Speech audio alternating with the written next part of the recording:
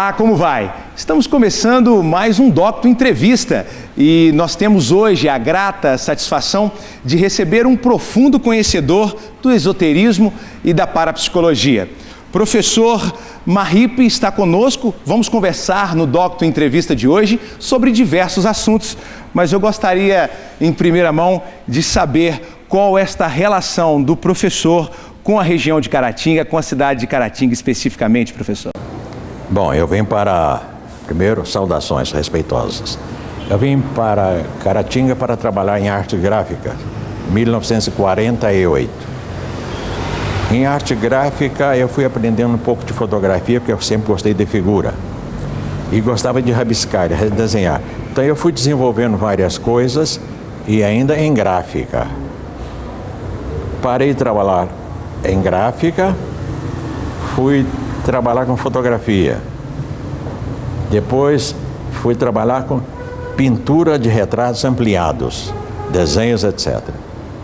Depois, mais para frente, já estou em 51, pega a faltar salário, dinheiro, serviço caindo. Eu queria sair de Caratinga pensando que ia arranjar um trabalho bom em Leopoldina, porque lá tinha uma editora e precisava de desenhista, e eu já estava pensando que estava bom desenhista. Pensando.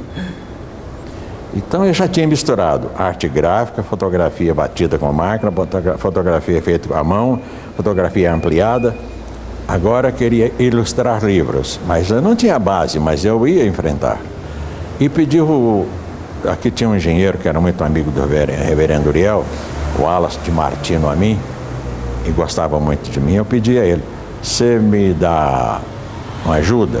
Eu estou sem dinheiro em Caratinga, sem salário, sem emprego, e a minha esperança é que lá em Leopoldina eu vou ganhar dinheiro desenhando para fazer capa de livro, interior de livro.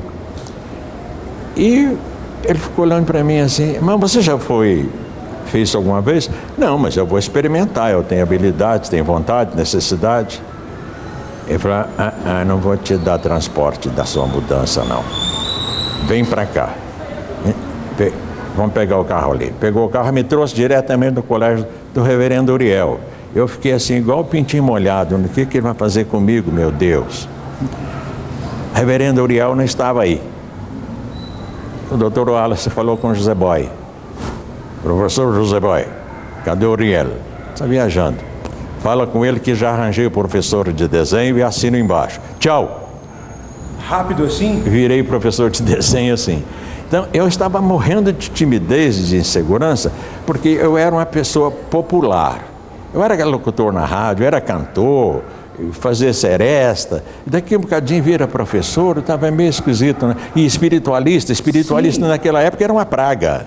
Correto, e eu gostaria inclusive de saber como um desenhista, quase um artista talvez, foi caminhar para o caminho do esoterismo.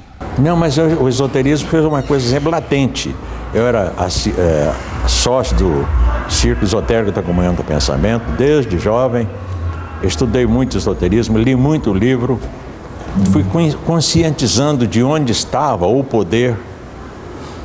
O poder está disponível, mas se a pessoa não tiver aptidão, ou seja, talento ou paranormalidade, ele vai ser sempre um esoterista medíocre. Como eu tinha muita sensibilidade, era médium, sensitivo, tinha intuições, então eu fui desenvolver o esoterismo para ser praticado sem espírito, com a mão, com a fala, com os olhos. Bem, aí chegou uma hora de sair de Caratinga, porque aqui eu ia ficar o resto da vida sendo desenhista e professor de desenho, e estava pouco. Era muito pouco, ganhava muito pouco.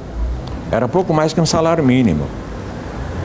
E surgiu uma entrevista com um amigo lá em Belo Horizonte, que perguntaram a ele: você, lá da sua terra, Caratinga, não tem algum doido igual você, não?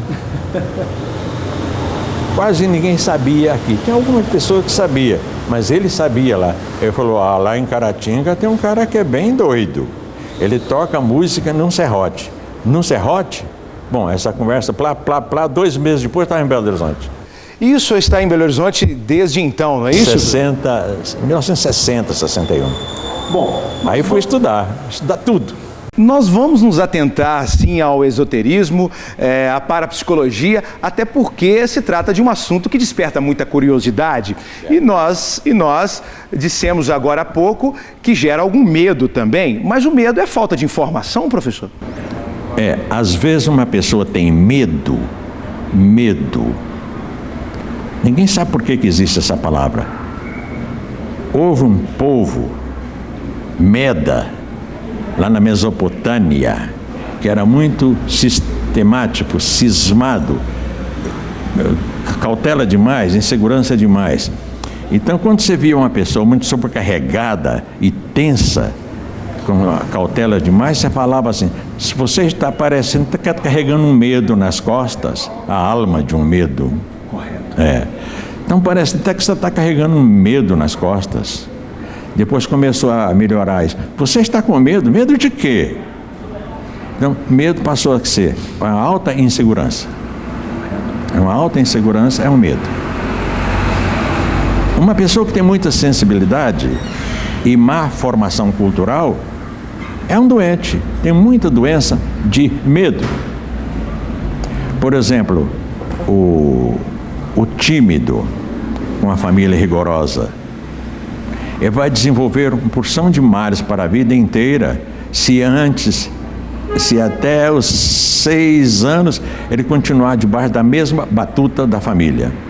Você é um burro, você é um ordinário, você não vai ser nada, você é um preguiçoso, você quando crescer ninguém vai te dar emprego.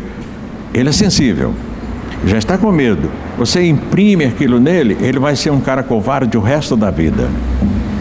É a formação do superego. E é possível curar isso, professor? Muito difícil, mas é. Porque nós temos hipersensibilidades dentro de nós que nós não conhecemos. Pois bem, uma pessoa que está crescendo 1 ano, 2 anos, 3 anos, 4 anos, até 7, ele ajunta o mesmo número de informações de 7 a 70. Muitas daquelas que ele tem vão ser ampliadas. Mas o essencial ele já pegou aos 7. E ele pegou o tempo todo o negativo. Deus castiga, Deus mata, o diabo tem força. Ele aprende a opção de coisa negativa. E ele acredita naquilo. Então ele está próprio para ser vítima daquilo. Aquele medo, aquela insegurança. Uma pessoa criada com opressão e o contrário, excesso de proteção, não vai ser um grande valente, não. Não vai ser. A menos que ele, assim que passar da puberdade, ele faz um tratamento com um psicólogo muito bom ou parapsicólogo, para apagar as imagens negativas todas que ele impregnou, que ele guardou, registrou e acredita que seja. Nós vamos conversar muito ainda com professores sobre diversos assuntos. E a formação do ser humano, eu acho que é interessante nos atentarmos um pouco a isso, é determinante até os 7 anos, como o professor dizia aqui. E como, então, fazer para cuidar de uma boa formação de um indivíduo, professor, durante esse período até os 7 anos? Sim. Até os 7 anos, nós erramos muito. O povo do passado, do meu tempo, seu não. Antigamente tinha boi tatá, bicho papão, mula sem cabeça, saci pererê. Tinha uma porção de bichos que a gente falava: você come isso aqui, senão eu vou entregar você para a mulher que carrega saco vazio, vai te levar para não sei para onde. Você para de fazer isso, que a mula sem cabeça vai te pegar. E vão imprimindo na cabeça da criança uma porção de fantasmas. E ele vai ficando só com medo. Ele não tem ninguém que fala o contrário daquilo, o vizinho também fala do mesmo jeito, o pai bate ou corrige violentamente, ele fica com vergonha, então ele vai ficando cada vez menor na individualidade. Se ele passou isso tudo até os 7 anos, ele quando chegar aos 12 já é um bom problema, complicado. E se ele for assim até os 12 anos, só um grande profissional para curá-lo, porque ele vai ser vagabundo, assassino, mentiroso, malandro, truque, bêbado, ladrão.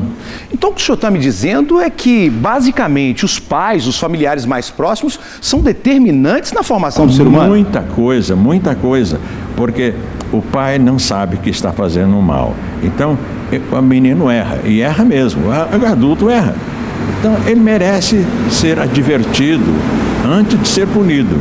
E por que está sendo advertido? E também tem aquelas oportunidades. Dessa vez você não vai apanhar, mas não faça mais disso. Porque eu sou criado na época que apanhava. Professor. Apanhei demais. Nós vamos continuar conversando com o professor, mas é impossível deixar de conhecer um pouco mais sobre as origens do professor Maripe e perguntar se o libanês é mais forte nas suas decisões, é mais decisivo na educação dos filhos, professor? Síria e Líbano se parecem, porém é complexo. Sabe por quê? Por exemplo, você me pergunta como que você chama, eu te falo Maripe Faoul Abelissi. Se um árabe falar Swishmer e eu falar para ele Wahib Faoul Abelhasne, pronto, ele sabe de que família eu sou, o que ela faz, onde que mora e que língua fala e que religião tem. Correto. Nós vamos conversar... Muito bem. Nós vamos continuar a nossa conversa aqui com o professor Maripe, mas depois do intervalo, e eu convido você para que fique conosco aqui na Docton TV, nesse Docton Entrevista especial.